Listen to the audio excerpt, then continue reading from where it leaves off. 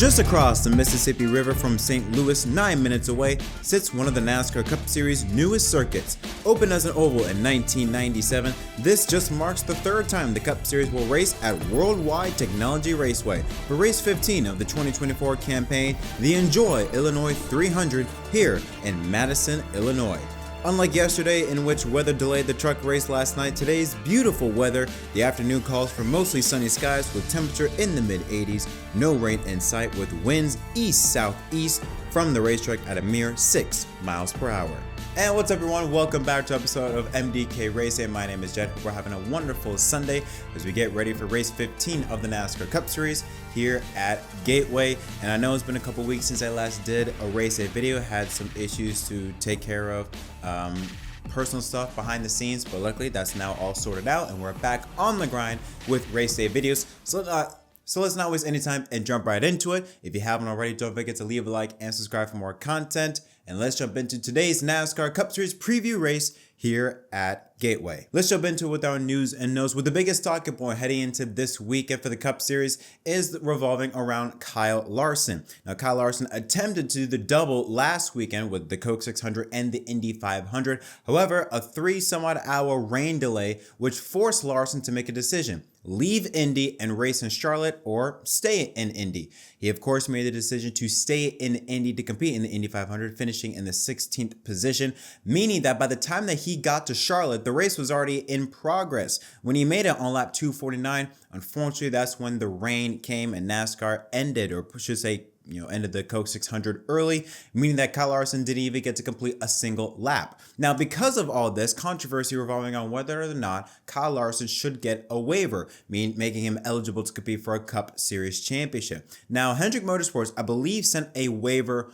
on Thursday or Friday, around those 2 days, and yet NASCAR still has not made a decision on whether or not to grant Larson a waiver. Multiple drivers have been given interviews about it, like Kyle Busch, Brad Keselowski, Denny Hamlin. Joe Logano gave a statement on his podcast or on his radio show earlier this week on whether or not Larson should get a waiver. And the general consensus has been that Larson should get a waiver. However, it is very odd for NASCAR to take such a long time to grant Larson a waiver. In recent years, whenever someone has requested a waiver, like a Chase Elliott, for example, NASCAR usually they give out the day of when a waiver has been requested. This has been a few days now and still no word has been made on whether or not Larson should get a waiver. Now, Larson was interviewed about this, and I'll just let you take away from what that interview tells. I don't know. Yeah, I mean, I assume you feel like you should get one, right? I mean, Yeah. So, It's not up to me. yeah. Does NASCAR's decision or lack thereof affect the way that you race at all this weekend or going forward through the summer? No. Did the whole experience being so frustrating, would it impact whether you do it again? Like, it sounded like you just couldn't make anybody happy, right? And so I'm curious if just the frustration and disappointment would impact. No, I mean, I would like to do decision. it again just because I can't imagine the weather could get any worse or screw up the plans any worse. So, no, I mean, I think if I was to do it again, it would go smoother. Do you what's the mood of the team right now? Because everybody's wondering, oh, are we going to get a waiver? Are we not going to get a waiver? Could you tell a difference? Are you guys anxious? Is it No, nervous? not at all. No, I mean, the team gets raced for a championship, so What would you do if they say you don't get a waiver? I would not do anything different. I would try and win a championship. From my eyes, it looked Larson to be very uncomfortable, very, nervous and anxious. And of course, why wouldn't be? I mean, I feel like NASCAR is unnecessarily dragging this a lot longer than it needs to be. If you want to make a new rule for the next example, fine. But this has been an unprecedented new situation that NASCAR has been in that they've never experienced before. I say for this right now, you give Larson the waiver, and then maybe next time you could say, listen, if you don't attempt to make a race, then you can, you will lose your waiver or you won't be eligible for the playoffs. Or if you do what Larson did, then you will lose your playoff eligibility and you'll have to win another race to get it back, or something along those lines. Or maybe, I don't know, get rid of the win in your in. That would also do a lot. But I think because this situation is so unique and hasn't happened before in NASCAR, I don't know what the whole point of trying to drag this along, and I think that Larson should be given a waiver. He should have had his waiver already, and we can move on from this. I think this is a story that's boiling when it doesn't need to be boiling. Should have just been cut, clean, done. Doesn't need to be dragged on for this period of time, but hopefully Larson does get his waiver because he is one of NASCAR's most popular drivers. Taking him out of the playoffs, especially at race 15, will definitely have an effect on ticket sales and TV ratings, and I think NASCAR knows this. So I think by that logic, I feel like Larson should be given a waiver, and I think he will be. I think this whole story of dragging this out so long is very unnecessary by NASCAR. But now let's go over some of the races that happened over the weekend. Yesterday at Gateway was a NASCAR Craftsman Truck Series that took to the racetrack, and after a lengthy weather delay, we finally got to go racing. In a race that showed that track position was key. At the beginning of the race, Ty Majeski and Christian Eckes were the ones that had the fastest trucks in the early stages. Majeski will go on to lead 43 laps to a third place finish. Eckes, on the other hand, lost track position with a slow pit stop in the second stage break, restarted 11th on lap 78 and finished second at Gateway for the third straight year. Corey Heim, meanwhile, who started 9th and finished 5th in the first two stages, after a quick pit stop after the second stage, restarted in third on lap 78 and grabbed the lead before the end of the circuit. By that time, he utilized strategy and track position to his advantage to lead the final 27 laps to earn his 4th career Truck Series win already of 2024 and the 9th win of his truck career. Closing in on the top spot on Christian Eckes, Heim now 31 points behind the championship leader. Over in the Pacific Northwest, NASCAR went to its yearly visit to Portland. It started chaotic with Shane Van Gisbergen taking out pole sitter Sam Mayer. Riley Herbst on the meanwhile led the first 15 laps, but it was Shane Van Gisbergen and Justin Allgaier that had the fastest cars, but it was Allgaier that had the edge. He led the most laps with 46 and at certain points held a nearly 3-second lead on the field. But two cautions in the final 2 laps allowed Gisbergen to steadily make his way forward on the restarts before taking the lead in turn 5 with 4 laps to go. Gisbergen would hold on to take charge and win at Portland for his first career Xfinity win in just his 13th start, and most importantly is locked into the playoffs for the Xfinity Series Championship. Meanwhile, let's take a look at the playoff grid for the Cup Series Championship. After Charlotte, 12 races ago in the regular season, Denny Hamlin now takes a points lead following Larson's absence at Charlotte. Mark Jr. stays in second, now just 5 points behind Larson, 6 points behind in third, but you see an asterisk next to his name as you see that he is on wait-in. He's currently waiting on a waiver from NASCAR, so at the moment he is third in points. His teammate Chase Elliott stays in fourth, Byron, another teammate, in fifth, and Reddick stays in sixth with Gibbs in seventh.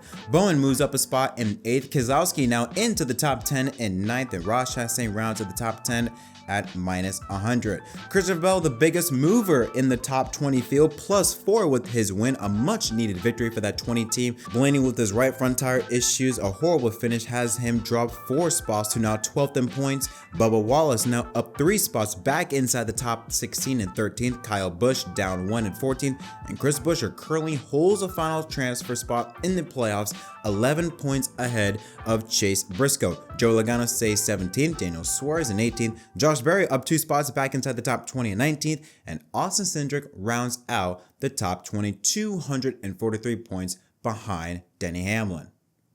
Busch, the official beer of NASCAR, proud sponsor of the Busch Light Pole Award, given to the fastest driver at each NASCAR Cup Series event. Busch Light congratulates for the 3rd time this year Michael McDowell, the number 34 Ford, which all 3 of his poles have come this year. He wins it with a time of 138.598 miles an hour here at Gateway, becoming just the 3rd driver to win 3 poles in 2024, with Kyle Larson, Joe Logano sitting at 2, and Denny Hamlin, Ryan Blaney, William Byron, Christopher Bell, Kyle Busch, Tyler Reddick, and Ty Gibbs all sitting at 1 apiece. Since 2020, Busch Beer has invested more than $70 million in becoming one of the NASCAR Cup Series premier sponsors. Now let's take a look at the starting lineup for the 2024 Enjoy Illinois 300 here at Worldwide Technology Raceway. It's been a while since we've seen this, a Ford lockout. Michael McDowell starts alongside Austin Cindric in the Team Penske number 2 Ford, with his teammate defending champion Ryan Blaney in 3rd, with last week's winner Christopher Bell in 4th. Row 3 has the owner and his driver Tyler Reddick in the 45 car, with owner Denny Hamlin in 6th place.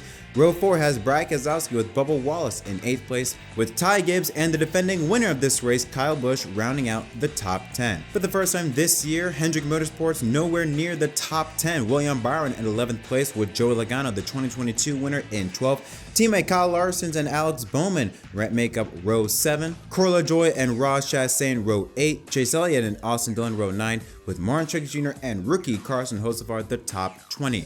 Justin Haley and Eric Jones make up row 11. Row 12 is Chase Briscoe and Ricky Stenhouse Jr. Derek Kraus and Chris Buescher make up row 13. Noah Gragson and Daniel Hemrick row 14, with rookie Josh Berry and Harrison Burton rounding out the top 30. And the final 3 slots you see there, Daniel Suarez and Ryan Preece, John Hunter Nemechek and Cody Ware back in the Cup Series after a few races off, and Todd Gillen and rookie Zane Smith round out the 36 car field. And finally, the odds to win here at Gateway, surprising odds. You see Denny Hamlin plus 380, and then Blaney and teammate Logano plus 500, 750, with Bell as well as 750, Martin Truex Jr. plus 900. But then you look at this, Kyle Larson nowhere near the first page. You have Gibbs at plus 1,000, Keselowski plus 1,100, Byron and Reddick and Busch all at plus 1,200. You have to go to the second page. Polster, McDowell, and Larson both sitting at 1,400 odds. Cindric plus 2,200,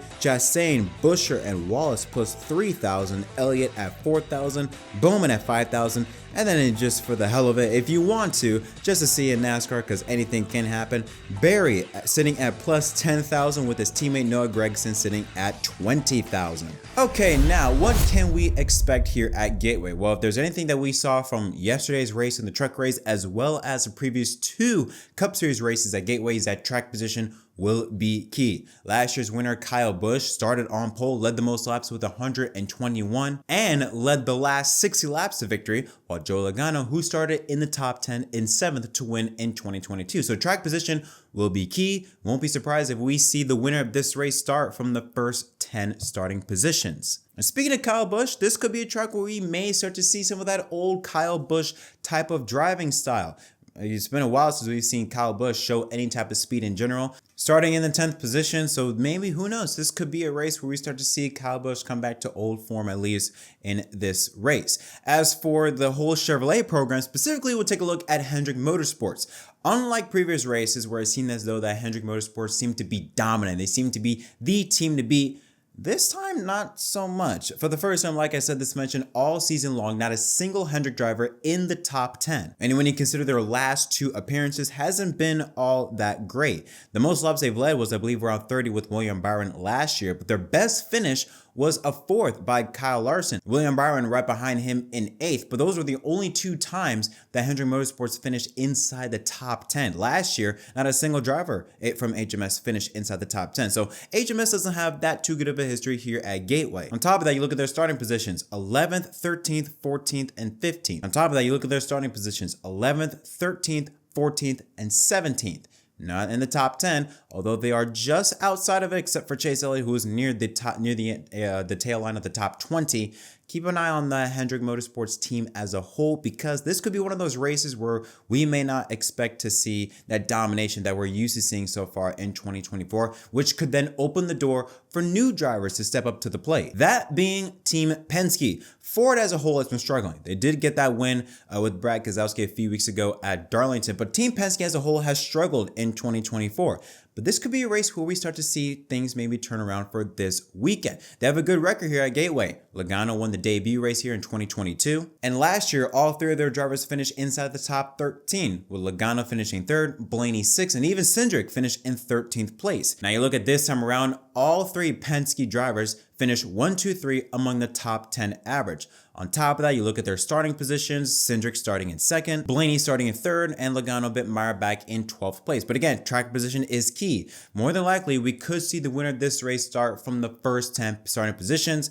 Maybe you can even throw in Logano starting in 12th place. Regardless, if you had to pick a race where you start to see Team Penske start to shine, start to show championship form, this race is it. All 3 cars look very fast here today. But we have to mention the other manufacturer. Half of the top 10 are Toyota drivers. 3 of the 4 Joe Gibbs Racing cars of Hamlin, Bell, and Gibbs, and both 2311 cars of Wallace and Reddick, all sitting nicely inside the top 9 even. So you have to look at those 5 drivers as great factors. Bell, he is riding on the momentum from last weekend at the Coke 600. Denny Hamlin, we already know he's going to be a factor in almost every single race. Reddick and Bubba Wallace, they have shown top 10 speed, but never had really luck go their way. It could here today with track position being very important. As long as they don't make any mistakes, I won't be surprised if you see the 2311 cars show some muscle up towards the front here in this race here today. So yeah, overall, that's the general census of what I expect to happen. Not a lot of yellows because we haven't really gotten a lot of those aside from brake failures and rotor failures more specifically, but I don't think you're going to see a lot of cautions for a race contact or anything like that. I think it's going to come down to who can execute strategy the best. I don't think the tires are going to wear that much. So again, track position will be very important. Whoever can utilize that to the max, pit road will be your friend. Whoever can get it done on the pit stops is going to be able to control the pace and win the race. So my Fantasy Live lineup is lined up as such. It's going to be a bit different, considering what we have to offer here at Gateway, but these are my drivers I have lined up. I have Ryan Blaney, Christopher Bell, I have Ty Gibbs, Bubba Wallace, Brad Keselowski, and I have Kyle Larson in my garage. The reason why I have him in my garage, despite Hendrick not performing well here this weekend, is because last year's race with Kyle Larson, who finished 4th, he started 22nd. If there's any driver that can start that far back in the pack and make the way up towards the front, it is that 5 car of Kyle Larson. And I'm pretty sure he has a chip on his shoulder from all the controversy and media drama following NASCAR and the whole waiver process. So I think he's going to be someone that can be, maybe doesn't look all that flashy in terms of the numbers heading into this weekend, but it's Kyle Larson. You always have to have him in your radar. But the driver that I have winning this race is a Penske driver. I have the defending champion Ryan Blaney winning this race. Again, top 3 in the top 10 average starting positions, starting 3rd. I think that 12th car, if nothing goes wrong, they can utilize pit strategy and stay up front. I have the 12th car winning this race here today. But that's it. That's all I got to offer here for this episode of MDK RaceDay from Gateway. Let me know what you think is going to happen in the comment section down below. As always, don't forget to leave a like and subscribe for more content. Thank you so much for watching. And now all you got to do, sit back, relax, and enjoy NASCAR Cup Series racing at Gateway. Hopefully it's a fun race. We'll see you right back here later tonight, recapping everything from MDK Racing Victory Stop. Until then, my name is Jet. Thanks for watching.